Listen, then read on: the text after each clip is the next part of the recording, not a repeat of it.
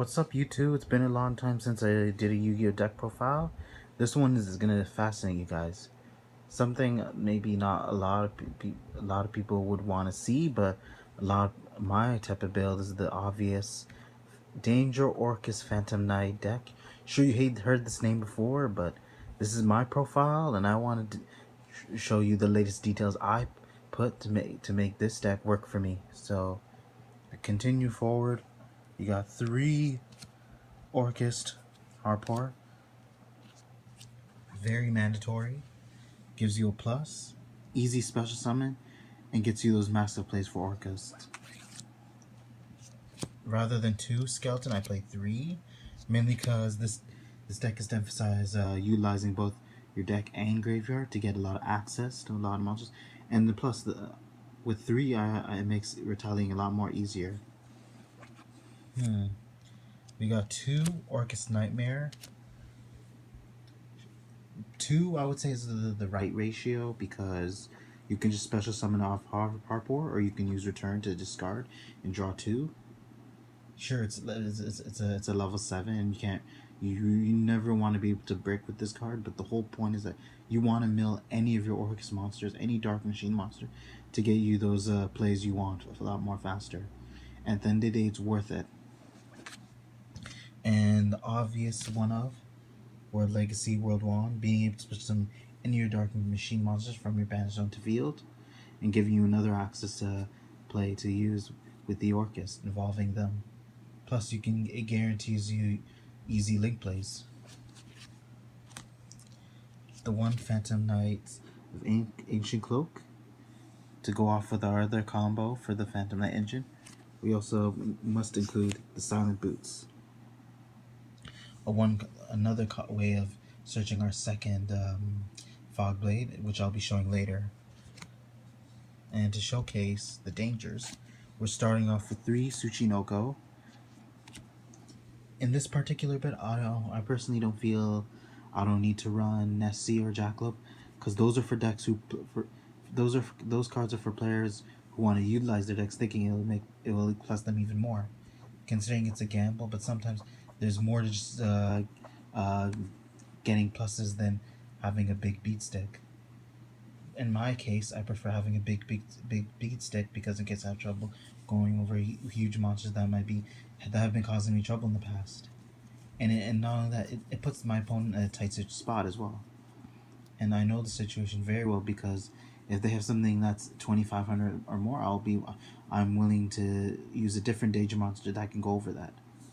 And another danger, 3 Mothman. Some players would rather go with 2 or 1. I want to max out on these 2 because they synergize well with Phantom Knights and Orcust. One of the bigger dangers, you obviously have 3 Bigfoot.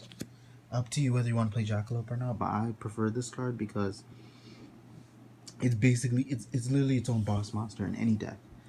If you don't have any 3,000 monster that can be able to special summon itself, this card is the way to go for dangers. And plus, the Orcust, they have the best energy. And because, what I mean is they have the best energy because dangers can get around the Orcust, they can get around the negative effects of the Orcust. Like, the turn you use their effects, utilize their effects, you're going to special dark ones, but the things about all danger, they're all dark. And I'm guessing, when I think about it, I feel like Konami's printed these cards because they pretty much they don't really dwell in the past. The Orcusts, I think the whole point is that with the dangers that some people can try to find some way to utilize them in certain decks, and because as an archetype, the just how they're written is poor, how they're designed, how they're made is poorly designed. But if you put them in certain decks, you don't have to rely on them as an archetype. You can use them and make them to any deck that needs consistency, and plus it might help. I'll consider how degenerate the cards may be. It can help those other decks too that might not have the draw power, might not be able to keep up. So after that long speech, last danger is Thunderbird. And some people are confused why, but he's just another beat stick I need, because I feel just Nessie and Jackalope aren't enough to help me win. And the most expensive card is Fantastical Dragon Phantasme, or people call him Thanos Dragon. This card, even if it's a main deck, he's both great in the excellent in the main deck and side deck, because he's one of those cards that could give you free special summon and allow you to +2 and protect your monsters.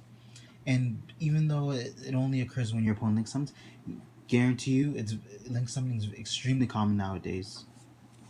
And that's the end of the monsters, the spells. 1 Babble, obviously. 3 Return, Orchestrate Return. And there's no, I'll explain later, but when I'm done the spells.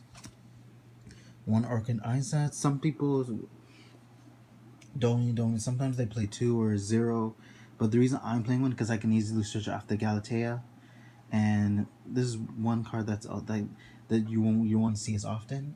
A 1 is perfect because I can either search or sometimes you open it, and then the whole point is you want to see your Orcust as much as possible. Just like the return, it's like a draw 2. With this, you get to mill, and it's a free Foolish Burial every time your opponent summons.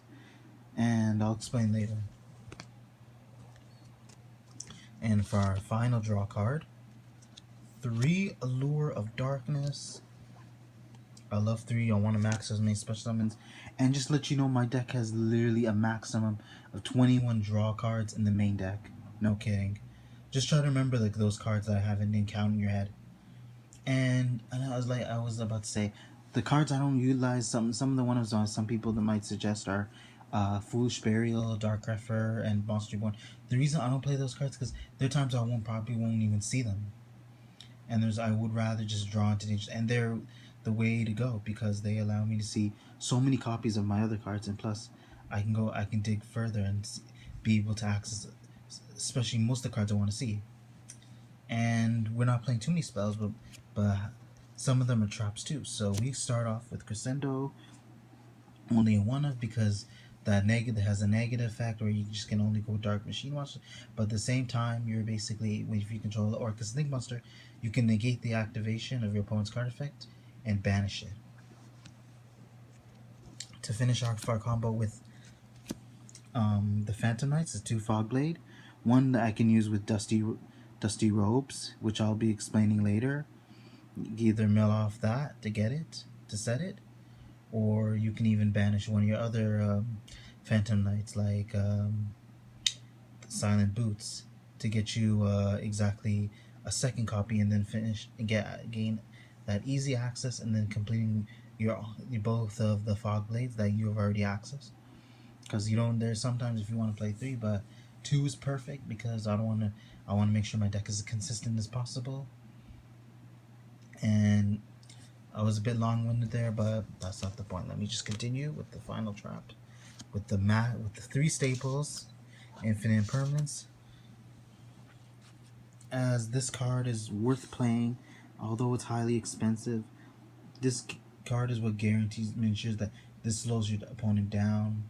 They don't go and make nasty boards on you. They don't get as many pluses. And plus, it not only just affect monsters, but while it's set, it also affects your opponent's spell traps too, as long as they're in the same column for that turn. And extra deck. Dingrisu, for an ultra, he's pretty overpriced, but 40, I bought him for exactly 40, worth at the end. He helped me realize this deck is important, that he's a 1-of, and that of course, he must be seen. And 2 Longirisu to synergize with Orcust, 1 which is Apprentice, to get the search off the graveyard. Top of Logic, Unicorn, and then the only Nightmare. He's the only Nightmare only because he's a dark, and because I want this deck to be able to bypass the Orcust effects, because I can only special summon dark monsters, and the only dark pretty much all the monsters in main deck and extra deck are dark.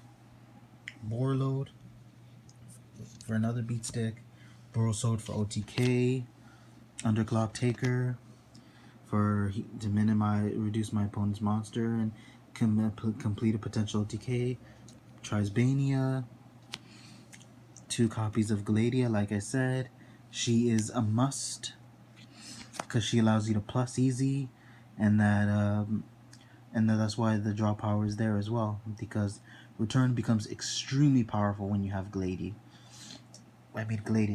Because you use her to search off, used to set the return, and if you activate return, you can either send Gladia or another Orcust monster on your field or hand, and it's like a +2 basically, because you already just searched with Gladia in order to get that draw power.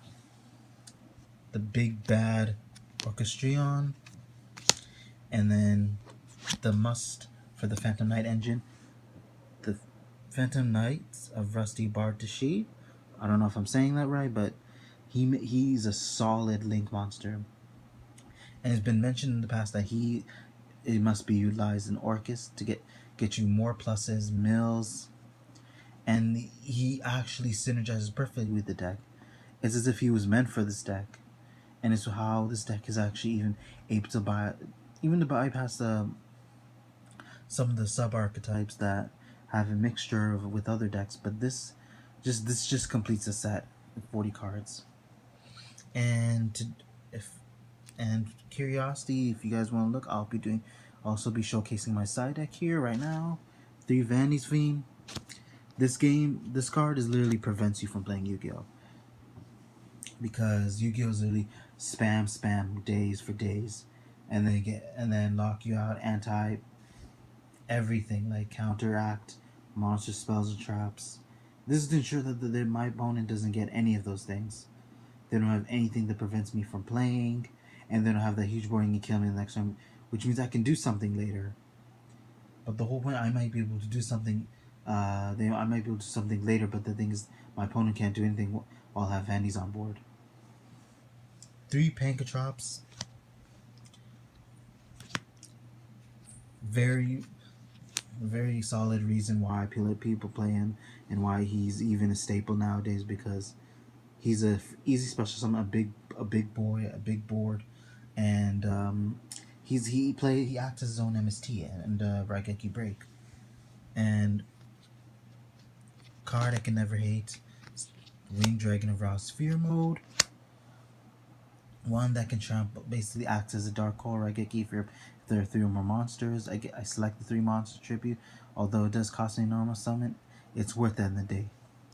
And 3 evenly matched that I'm showing you.